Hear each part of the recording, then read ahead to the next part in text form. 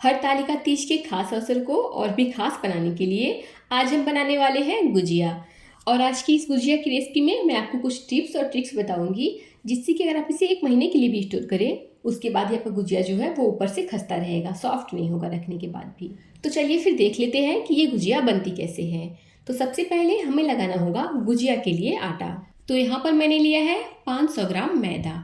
अब मैदे में हम डाल देंगे 2 चुटकी नमक और सभी चीज़ों को बढ़िया से मिला देंगे।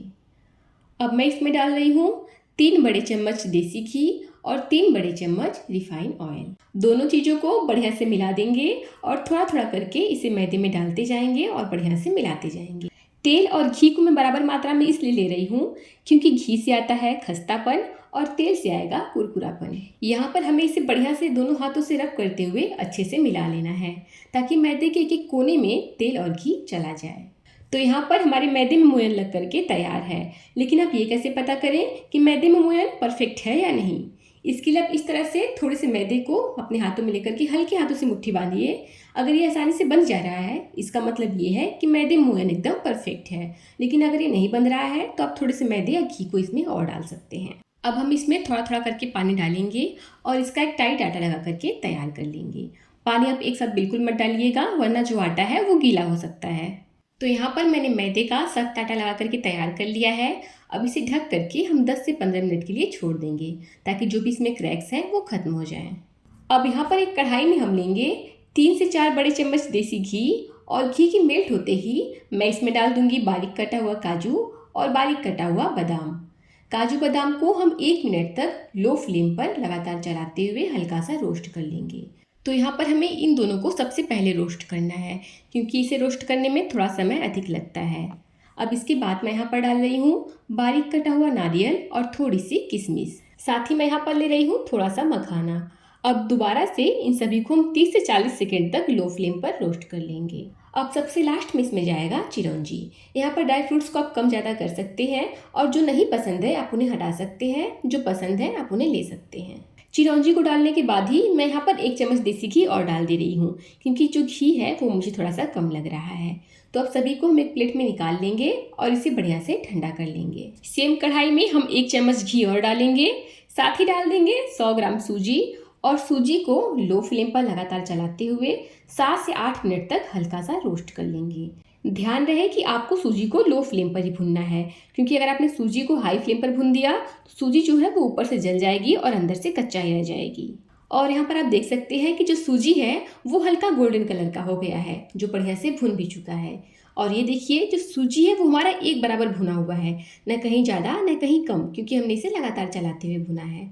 तो बस अब हम गैस के फ्लेम को बंद कर देंगे और इसे तुरंत एक प्लेट में निकाल लेंगे, क्योंकि अगर आप इसे कढ़ाई में ही छोड़ देंगे तो कढ़ाई की गर्माहट से सूजी जल सकता है। अब बिना तेल या घी को डाले मैं यहाँ पर ले रही हूँ पोस्ता का दाना, यानी कि पॉपी सीड्स। इसे भी हम हल्का सा 2 से 3 मिनट तक लो फ्लेम पर रोस्ट कर लेंगे। जितना आप लो कर सकें गैस के फ्लेम को उतना कर दीजिएगा और इसे लगातार चलाते हुए केयरफुली रोस्ट कर लीजिएगा। गैस के फ्लेम को हाई या मीडियम बिल्कुल मत कीजिएगा, वरना ये जल जाएगा तो इसका टेस्ट कड़वा हो जाएगा। अब स्टफिंग के लिए जो सबसे मेन चीज़ है वो है खोया या मावा। तो यहाँ पर मैंने खोए को घर पर ही दूध से बनाया है। अगर आप जानना चाहते हैं कि घर पर ही दूध से खोया कैसे बनाएं, तो लिंक मैं आपको डिस्क्रिप्शन में दे दूंगी, आप वहाँ पर जाकर देख सकते हैं। तो यहाँ पर मैंने लिया है 500 ग्राम खोया। अब जब सभी चीज़ें बढ़िया से ठंडी हो जाएंगी तो उन्हें हम खोए में डाल देंगे। अब मिठास के लिए मैंने यहाँ पर लिया है 300 ग्राम बारीक वाला बूरा। आप चाहें तो यहाँ पर चीनी पाउडर का भी इस्तेमाल कर सकते हैं। चीनी को मिक्सी ग्राइंडर में पीस लीजिए, चीनी का पाउडर बन करके तैयार हो जाएगा।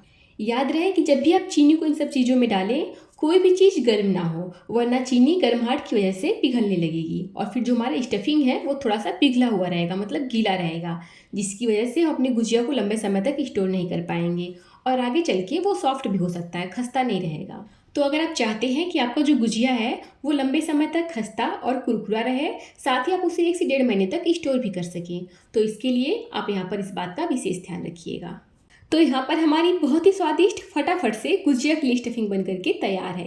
तो चलिए अब आटे को चेक कर लेते हैं। तो यहाँ पर हमें इसे रेस्ट पर रखे हुए पूरे 15 मिनट हो चुके हैं। अब आटे को हम 1 से 2 बार और मसल लेंगे, ताकि जितने भी इसमें क्रैक्स हों वो खत्म हो जाएं। अब आटे में से नींबू का साइज का हम पोर्शन लेंगे और इसे इस तरह से बढ़िया सा पेड़ की तरह बना करके चिकना कर लेंगे। फिर इसे हम बेल लेंगे गोलाकार में। तो हमें इसे बिना मैदा या बिना घी लगाए बेल लेना है। और इसकी मोटाई ना हमें बहुत ज़्यादा पतली रखनी है और ना ही बहुत ज़्यादा मोटी रखनी है। जितना नॉर्मल रोटी हम बेलते हैं उससे थोड़ा सा पतला ही रखना है। अब हमें लेना है गुजिया बनाने वाला साँचा और उस पर इस तरह से रोटी को फैला देना है, जो भी हमने बेला है ना उसी को। उसके बाद हम इसमें डाल देंगे 2 बड़े चम्मच अपना स्टफिंग और फिर किनारों पर अच्छे से पानी लगा देंगे, जिससे कि जो हमारा गुजिया है वो बढ़िया से पैक हो जाए और फ्राई करते टाइम ये तेल में खुले ना। फिर इसे हम इस तरह से अच्छे से दबाते हुए पैक कर देंगे। उसके बाद जो किनारों का बचा हुआ आटा है इसे हम निकाल करके उसी आटे में मिला देंगे और दोबारा से इसका हम रोटी बना करके गुजिया बनाएंगे। और ये लीजिए, बहुत ही सुंदर और झटपट से हमारा गुजिया बन करके तैयार हो गया है। फ्रेंड्स, अगर आप बिना मोल्ड के जानना चाहते हैं गुजिया कैसे बनता है तो उसका लिंक मैं आपको डिस्क्रिप्शन में दे दूंगी, आप वहाँ पर जाकर देख सकते हैं। अगर आपके पास गुजिया बनाने वाला साँचा नहीं है फिर भी आप घर पर ही बहुत सुंदर गुजिया बना करके तैयार कर सकते हैं। साथ ही मान लीजिए आपके पास खोया भी घर पर नहीं है तो आप बिना खोया के गुजिया कैसे बनाएं उसका लिंक भी मैं आपको डिस्क्रिप्शन में दे दूंगी।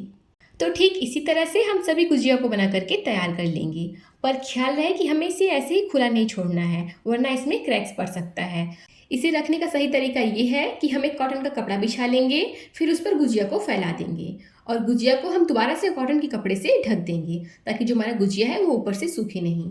और ये लीजिए, सभी गुजिया को हमने बना करके तैयार कर लिया है।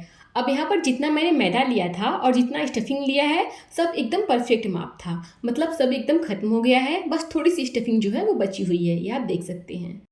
अब बारी है गुजिया को फ्राई करने की। तो इसे फ्राई करने के लिए तेल को हम मीडियम फ्लेम पर हल्का सा गर्म कर लेंगे। उसके बाद हम एक एक करके धीरे धीरे गुजिया को तेल में डाल देंगे और 1 से 2 मिनट के बाद ही हम इसे अलटना पलटना शुरू करेंगे। तो मैं इसे लो टू मीडियम फ्लेम पर पूरे 8 से 9 मिनट तक फ्राई करूँगी। इससे जो हमारी गुजिया है वो अंदर तक बढ़िया से पक जाएगी और बहुत ही खस्ता बनेगी।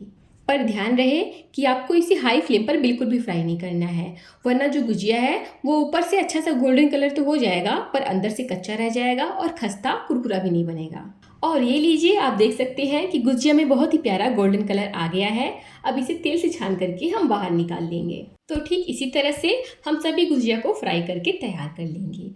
और ये लीजिए, बहुत ही झटपट से एकदम कुरकुरा, खस्ता और बहुत ही स्वादिष्ट हमारा गुजिया घर पर ही बन करके तैयार हो गया है। तो फ्रेंड्स, आपको आज की रेसिपी अच्छी लगी हो तो प्लीज़ वीडियो को लाइक, शेयर और सब्सक्राइब जरूर कीजिएगा। तो चलिए फिर मिलते हैं अगली वीडियो में, तब तक के लिए थैंक यू।